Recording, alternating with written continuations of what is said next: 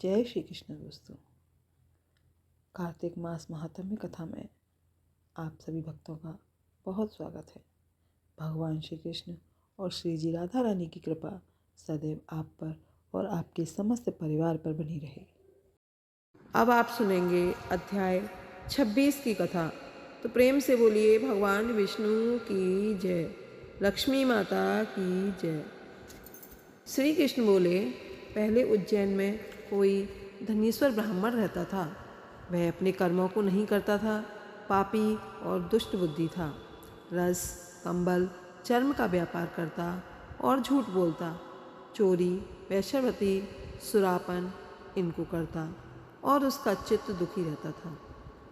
खरीद फरोख्त का कार्य करता हुआ वह एक दिन महर्षि की बसाई हुई महिष्मतीपुरी में पहुंचा। पवित्र नर्मदा नदी इसका परकोटा हो रही थी।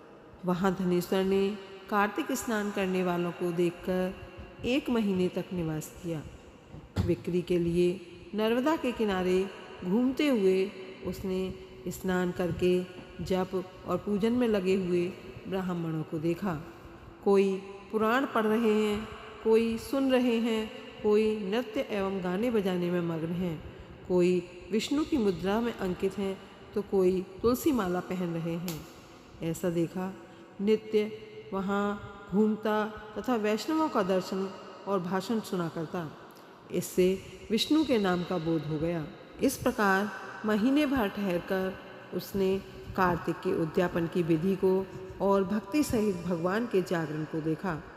पूर्णमासी के दिन ब्राह्मण, गौ इनका पूजन, कार्तिक स्नान किए मनुष्यों को दिए गए भोजन दक्षिणा को देखा। फिर सायंकाल के समय मनुष्यों ने शिवजी की प्राप्ति के लिए दीपदान किया, उसको भी देखा। फिर पूजन आदि को देखता हुआ धनेश्वर घूम रहा था, तभी काले सर्प ने उसे काट खाया। वह व्याकुल होकर गिर पड़ा। मनुष्य उसको गिरा देख उसके चारों ओर इकट्ठे हो गए और तुलसी मिला जल उसके मुख में डाला। यम के किंकर यमदूत उसे मरा हुए बांधकर कौड़े से मारते हुए यमराज की यमपुरी ले गए। चित्रगुप्त ने उसके सब बुरे कर्म यमराज को बताए कि इसने अपने जीवन में कोई सुकृत नहीं किया है। इसके दुष्कर्मों को वर्ष भर में भी नहीं कहा जा सकता। ये दुष्ट पाप की मूर्ति है, इसलिए कल्प तक ये नरक में निवास करेगा। श्री कृष्ण बोले, वह यमकाल और अग्नि को समान रूप दिखाता हुआ अपने सेवकों से क्रोध से वचन बोला, हे प्रेतपतियों, इस पाप स्वरूप को मुग्धरों से मारते हुए कुंभीपाक नरक में डाल दो। मुग्धरों के लगने से उसका सिर फूट गया। फिर धनेश्वर को प्रेतपति में तेल के औटाने जिसमें शब्द हो रहा है ऐसे कुंभीपाक नरक में डाल दिया गया, किंतु उसके डालने से अग्नि शीतल हो गई, जैसे प्रहलाद को डालने से अग्नि शीतल हो गई थी। प्रेतपति ने विस्मय युक्त हो वह सब वृतांत यमराज से जाकर कहा। यमराज प्रेतपति की बात सुनकर विस्मय से विचार करने लगे। तभी वहाँ नारद जी पधारे। यमराज ने उनका पूजन किया।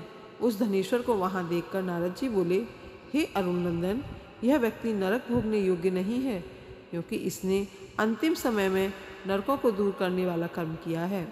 जो पुण्य करने वालों का दर्शन, स्पर्श और संभाषण सुनता है, वह पुण्य के 6ठे अंश को प्राप्त करता है। इस धनेश्वर ने अनगिनत कार्तिक व्रतियों का संसर्ग किया है, इससे इसमें पुण्य का 6ठा अंश है। इसने उनकी सेवा की है, इससे संपूर्ण व्रत का भागी है, क्योंकि व्रत से मिले पुण्य की संख्या नहीं है। भगवान कार्तिक का व्रत करने वाले मनुष्यों के बड़े पापों को भी अपने तेज से दूर कर देते हैं। अंत समय में तुलसी मिले हुए नर्मदा के जल से वैष्णवों ने इसको स्नान कराकर भगवान का नाम सुनाया। इससे इसके पाप दूर हो गए, उत्तम गति को प्राप्त होने योग्य है। विष्णु की इस पर कृपा है, इसलिए इसे नरक में न गिराया जाए। ऐसे ही अच्छे कर्मों से स्वर्ग मिलता है। इससे धनेश्वर यज्ञ योनि पाकर पाप भोगों को दिखाने वाले सब नरकों को देखकर मुक्ति को पावे। श्री कृष्ण बोले, यह कहकर जब नारद जी चले गए, तब उसके पुण्य मालूम होने पर यमराज ने दूत के द्वारा उस धनेश्वर को सर्वनर्क दिखाने के लिए फिर बुलाया। इतश्री बोल श्री विष्णु भगवान की जय।